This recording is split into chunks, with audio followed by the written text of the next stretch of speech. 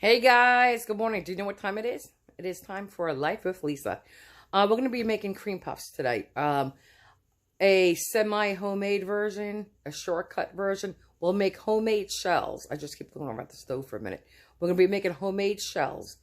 But the custard is not going to be homemade custard, not the one you cook on the stovetop. It's going to be made with instant pudding. And I'm going to mix heavy cream. I'm going to beat up the heavy cream and then fold it into it. And it's going to sit there for many hours. Overnight's best, but I don't have overnight tonight, so at least 8 hours. And I promise you, it will give you the flavor of custard. And you can get away with it. And so that's going to be the one recipe we're going to do, cream puffs. All right. Hey guys, good morning. Welcome to Life with Lisa. We're going to be doing those cream puffs finally. So I'm just going to tell you what I'm going to be doing. We're going to be boiling. I doubled my recipe. This is going to either give me 12 large or I'll let you know how many miniature. But anyway, so there's 1 cup of water, one stick of butter, which is a half a cup of stick of butter. I put 1/4 of a teaspoon of salt.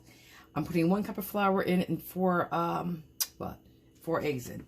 So with that being said, I'm going to bring this to a boil over medium-high heat. Then I'm going to take it off. Add the 1 cup flour off the heat, stir it, put it back on. Really to cook out that flour taste, but it should take about 1 minute to 2 minutes to pull away from the side and you're done. Now, the next step, you're going to add the eggs one at a time, beating well after each one. And on the last egg, you're going to beat it until it's all nice and shiny and smooth. But you could either use a wooden spoon like I'm going to use, or you could use a hand mixer. And let me correct that. My husband always is the one who beats it in. So you got to beat hard. Okay. So guys, we started the process of melting the butter, trying to bring this up to a boil. But anyway, hopefully you guys all had a nice New Year's Eve. I did. And I'll tell you what, I spent it with my mom and my dad, especially with their age. And, you know, especially with their age and God forbid getting sick. So when everybody else was at their houses, nobody went out. So we all had fun. Around 11:30, we all went on Zoom, and it was like a free-for-all. It was crazy. I loved it. It was loud, different conversations going on, you know what I'm saying? And it was crazy. It was wild. And my father has never done it, and he obviously, well, not obviously, because how would you know? But either has my mother, and it was just fun. It was nice. And then earlier, my father sat with my husband watching some kind of show on Netflix. What was it called, Ken? The Imposters. The Imposters. And didn't you guys watch a movie? No. Okay. The Imposters. And the funny thing was, my mother and I sat there on the bed watching, because she doesn't get this at home, like YouTube, watching classic country. Like Tammy Wynette, Loretta Lynn, Conway Twitty, George Jones, Kenny Rogers, Dolly Parton. Oh my God, Roy Orbison. No, Ken, what was the other guy with the Rhinestones? Porter Wagner. Porter Wagner. You know what I'm saying? Stuff like that. It was fun. And I'll tell you what. It's fun to see my mother at her age, which is 78, still go crazy over Elvis and like swoon over him and watch her get all giddy and smiling. It's funny. But she thinks, and I think so too, Conway Twitty had a sex appeal about him. And he did, but my God, nobody takes Elvis. You know, nobody can beat him. It's just like, oh my God. Phone call. Okay. That was my mom, but I have to call her back. So anyway, then we, you know, and it was, because my mother likes both Elvis and Conway. But she liked the way, also Conway Twitty stood there and sang and just, you know, I don't know, Pat hit his leg and got down and dirty with the microphone. So, but guys, I just want to bring this mixture a little bit more. You can see now the butter has melted. You can see all that foam. I'm going to bring this to a boil. And once it does, I'm going to remove it from the heat and add the flour. I'm just going to pick it up off the here.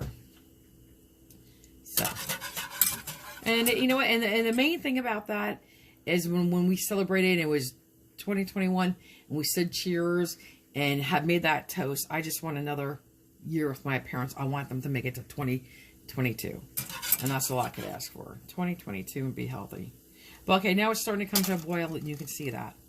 I'm going to let it go maybe another 30 seconds. Become a little bit stronger. Just like that. And my camera.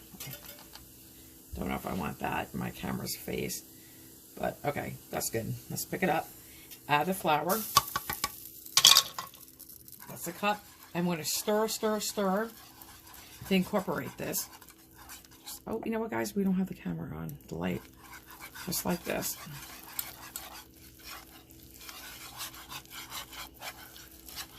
Okay. We're getting in there, guys. And then I'm going to put it back on the burner. Okay, well, here we go. Now I'm just going to cook this for 2 reasons. It's already pulled away from the side, but I want to use my, you don't want to burn this, so I don't have time to switch my spoon. You just want to cook that flour flavor out before adding the eggs. Alright guys, we'll be back. Guys, I lowered the heat, got our wooden spoon ready. So, you lower the heat. I'm going to just cook this for like another 30 seconds. My husband is here. Can take over. And hold that off the heat for a minute. Ready? Go. Stir. And you're just going to beat the death out of it, guys. You need seriously muscle power. Put that over the heat. Hold it on the heat. There you go. You keep moving off the heat. It's sliding there. My husband's getting a little huffy. It's sliding. I keep telling him to slide back. I have carpal tunnel really, really bad where I need surgery. Ken, you're off the heat. In my wrist. Well, try not to hit your box. And I don't care about the box. I care about the not being on the heat. It's coming off the heat again. Okay, let's do another one. 2 more eggs, guys. So, like I was saying, I need surgery. Can you off the heat? This is stop. We should be on the big burner then. No, I can't be on the big burner. You should just be able to hold it steady. It's sliding, okay? Wow. And then hold it. You're the one who's complaining for me. So, guys, again, keeping it real, keeping it real. This is In the Life with Lisa. Lisa and Ken, keeping it real. You know? All right. I'm going to add my other 2 eggs. I'm just going to let you see the whole process of this.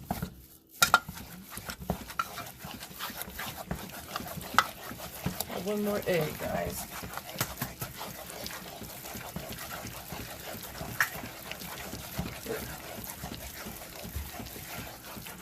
Let me get that back in there. Just script that down. And then I'm going to drop this by teaspoons. It depends. If you're going to make large ones, ladies or gentlemen, you're going to use tablespoons. Rounded tablespoons, 2 inches apart. Let me put the last egg in. Okay. And if you're going to make them smaller, okay, it's not going to be double, believe it or not. Don't ask me why. But then you're going to use a teaspoon, a hefty teaspoon. Yeah. All right, guys. Looks like, oh, my sous chef is shopping today. Keeping it real. All right.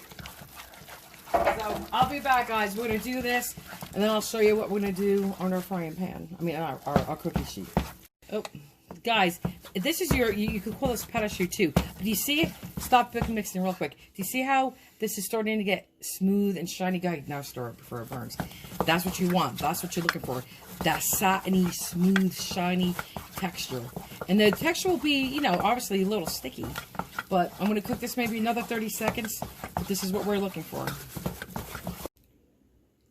Guys, I may try to shut the light off so it's not so blinding.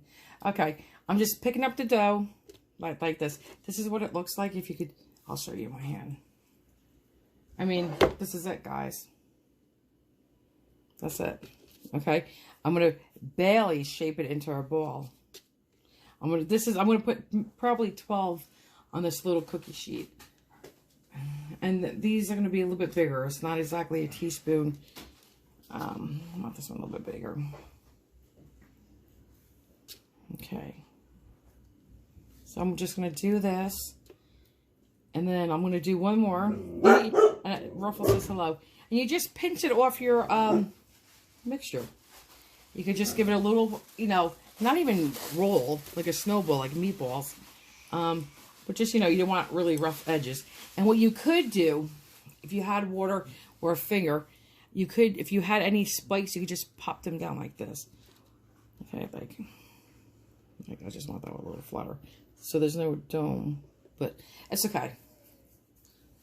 So this one I didn't like the shape. Gonna fix that one. Okay. All right, guys. Guys, here they are. These are the cream puffs. Now, these are like, I would say your mini sizes, obviously. I cooked them for a total of 26 minutes. If you were doing large, it would be like 35 to 40, give or take on your oven. You have to check them. Start out low. Do you know what I'm saying? Like lower on the minute size, and you could always increase your minutes, but once they're burned, they're burned. And you're looking for them to be like a light golden brown, okay? Like a light golden brown. And they should feel kind of hollow. And when you tap on them gently, gently, gently, they should sound hollow. You just want them to, you know, be hollow and when you lightly tap on them with your fingertip and be like a nice light golden brown color. All right, bye. Okay, guys, I'm going to show, I already just filled this one for the heck of it. Let me show you. Excuse the arm. My God, I hate when I do that. All right. When we do this, instead of going directly in the middle, I kind of just try to go up as close to the tippy top, like in here, as I can. Why? It gives you more area to fill and put your custard in. So I like mine to have a lot of custard. So I want more room. So that's why you go up here, make a deeper pocket. So grab it, hold it, and you can hold it in your hand. You can put it down however you like it. I'm going to just skim the top off completely. Right? That's what it looks like. I'm going to pull that off. And I'm going to scoop this out. So you just scoop it out. Okay. I throw mine away. You could eat it, but I was eggy. So, okay. And then the topping, you could keep the top the way it is, but if you scoop some out of the top, guess what? You could put more cream in there, and it has more area for the custard to go in there. And guys, listen, this is nice and neat for the camera, but if not, I fill these up so high that it's all oozing out the side. And I mean, look how dainty that is. I go up like that. So I think in this one, I'm going to do it overkill. And again, guys, I'm scooping out the top. You do as much or as little filling as you want. Okay, the top is good enough. Okay. Got my custard. Okay. So that was like a good tablespoon. Now that's really full, right? Okay. You could add more. You could do less. You could do pretty and neat. I don't care about pretty and neat. I care. See? That's what I'm talking about. It just oozes out and it makes it so delicious. So when I decorate them with the powdered sugar or the chocolate, I'll get back to you. Let me do one more for you guys. Let me see if I can be dainty and go that way. So again, I'm going to take it right about here, right? Just look how deep. See that? This will be filled with my custard. Scrape it out. Just like that. I'm going to do this off camera so I can hold it better. Get all the corners. Well, it's not corners, it's a circle, but the circumference, get everything. It's like a little swimming pool. And instead of filling it with water, we're going to fill it with yummy custard. And let's do the little hat, the little lid. I'm going to fill it with yumminess as well. Okay, so pick it up, heaping, overflowing. And these are going to be messy to eat, right? But look at that. Let's just be, okay, there. Plop it down. Put the lid back on and call it a day, guys. Call it a day. I get excited because I know how delicious they are. I really do. They're so tasty. And then, you know what? Let's do it. I can't. Let's put this one a little bit more filling. Oh, yeah. Just a little bit. Okay. part of the lid there, and part of his little hat. There. Okay. And guys, you know what? I like to use a serrated bread knife to do this. Otherwise, I think it breaks your, because this is too delicate. This is too delicate for a regular, like, type knife. You need a bread knife, a serrated bread knife. Here, guys, this is how I put a little pot of sugar in this. If you have a sifter, you can use a sifter, and you just tap it. Tap it. It's heavy as lightly as you want. I know my mom likes it heavy, so I'm going to go heavy.